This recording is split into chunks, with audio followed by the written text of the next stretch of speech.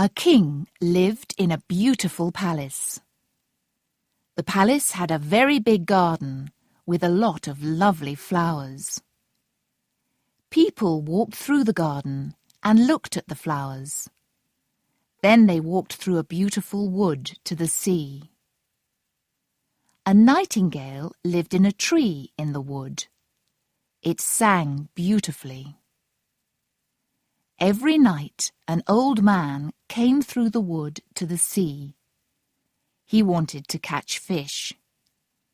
He stood and listened to the little bird. "Oh, that's a pretty song," he thought, and he cried. Visitors from many other countries came to see the king. "We like your city, your palace, and your garden," they told the king. "They're very beautiful." Some visitors heard the little bird. "Nothing is as beautiful as the nightingale's voice," they said. They wrote books about the city, the palace, and the garden, and they always wrote wonderful things about the nightingale. Other people round the world read these books, and one day the king saw one. He read, and he was very happy. "But nothing is as good as the nightingale's voice," the book said. "What's this?" asked the king. "The nightingale? I don't know this bird. Is there really a bird with a beautiful voice in my garden? Nobody told me. We learn a lot of new things from books." So the king called his most important servant. "People say there's a very pretty bird here," said the king. "They say that it sings very beautifully. I want the nightingale to sing to me tonight." "I don't know this nightingale," said the servant, "but I'll find it." But where was the bird? The servant ran everywhere. He asked the other servants, but they knew nothing about it. He went to the king and said, "There's no nightingale here. I can't find it." "A great king sent me this book," said the king. "It says there's a nightingale in my garden. Bring it here now, or I'll be very angry." The servant ran through the palace and its gardens, and the other servants ran too. Then they found a young girl in the palace kitchen and asked her about the nightingale. "Oh, yes, it sings in the wood near the sea. It has a beautiful voice. I take some food through the wood to my mother every night because she's very ill. Sometimes I sit down in the wood, and then I hear the nightingale's song." "Little girl," said the servant, "please take us to the nightingale." The other servants went with them. On their way to the wood, they heard a cow. "There's the nightingale," one man said. "It sings very nicely." "No, that's a cow," the little girl said. "We're a long way from the nightingale's home." Near a small river in the garden, some toads started to make a noise. "Now I can hear it," said a servant. "No, those are toads. They have ugly voices," said the little girl. "But we'll hear the nightingale in these trees." Then the small birds started to sing. "There it is," the little girl said. She showed them a little bird in one of the trees. "Is that the nightingale?" asked a servant. "It isn't very pretty. The other birds are prettier and more interesting." "Little nightingale," the girl called, "our king wants you to sing something to him." "I'll be happy to sing to the king," the nightingale said. "It has a beautiful voice," said the servant. "It will make the king and his friends very happy." "Where is the king?" the little bird asked. "Isn't he here in the wood?" "Pretty little bird, you're going to the king's palace tonight. You'll sing there," the servant said. "I live happily in the green trees.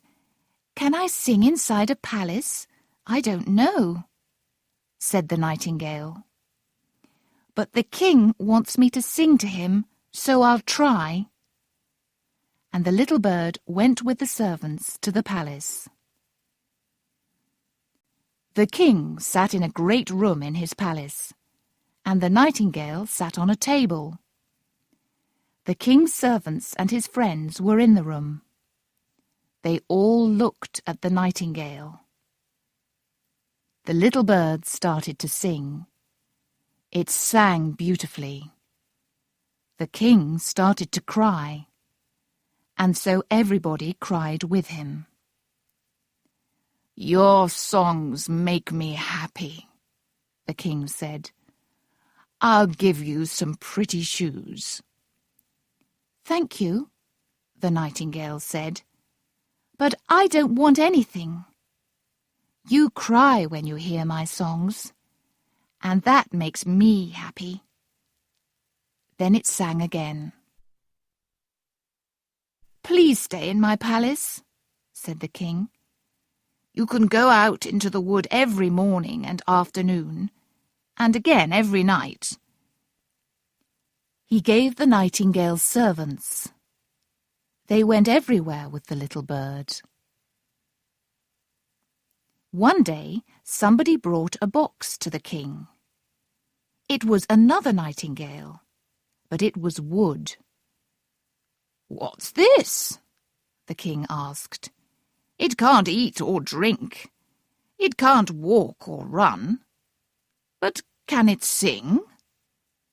He looked at his servants. "Let's hear it." Somebody turned the key. The nightingale could only sing one song, but it sang this song many times. Then the king said, "I want to hear my nightingale sing. Where is it?" "It flew out of the open window to its home in the wood," a servant said. "It flew away? Why?" the king asked. "That old nightingale isn't as good as this new bird," the king's friend said. "This nightingale will sing all day." The people in the city came and listened to the new bird. Its song made them very happy. But the old man from the wood said, "The new nightingale has a pretty voice, but the little nightingale's voice is better." The servants put the new nightingale on a table near the king's bed. People wrote long books about the new nightingale. Not many people could read these long books, but they liked them because the king did. The new nightingale sang for a year. The king, his friends, and the people in the city knew its song. It always sang the same song in the same way. So now people could sing with the nightingale. The little boys in the street sang the nightingale's song. The king sang its song too. "You sing beautifully," the servants told him. But one night there was a noise inside the nightingale. Bang! Now the bird could not sing. The king jumped quickly out of bed and called for help. "Why can't the nightingale sing?" he asked. "Look inside it." A man opened the nightingale and looked inside it. Then he turned the key, and it sang again. But he said, "This bird can't sing every day now. It can only sing for 1 day every year. 5 years later, the king was very ill. People said, "He isn't going to live. There will be a new king." The king looked cold and white in his beautiful bed. "He's dead," his friends thought. They went away and visited the new king. But the king was not dead. A window was open near his bed, and the king looked out at the beautiful sky. "I'm going to die," he thought. "I did many good things in my life, and many bad things too. I don't want to think about those things." He called to the nightingale on the table. "Sing, little nightingale. Please, please sing." But the nightingale did not sing. Then the king heard a sound outside, a beautiful voice. The nightingale from the wood sat on a tree and sang. It sang about beautiful flowers and woods and gardens. The king was happy again. Thank you," he said to the bird. "You beautiful little bird, you came back and helped me. I won't die now. What can I give you?" "You gave me something very beautiful when I first sang for you," the nightingale said. "You cried. I will always remember that day. But I'll sing now, and you sleep." The nightingale sang, and the king slept. Later he opened his eyes and saw the sun in the sky. "Where are my servants?" he asked. "They aren't in the palace. Do they think I'm dead? Are they with the new king?" The little nightingale sat next to him and sang. "Please stay with me," the king said. "I'll throw the other bird away." "Don't throw the other bird away," said the nightingale. "It wanted to make you happy, but it couldn't sing every day. I can't stay inside your palace because my home is in the woods. But I'll come here sometimes. I'll sit in this tree near your window and I'll sing for you." Then the nightingale flew away.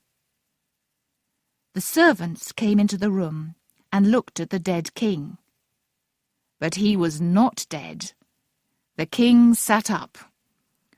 "Good morning," he said.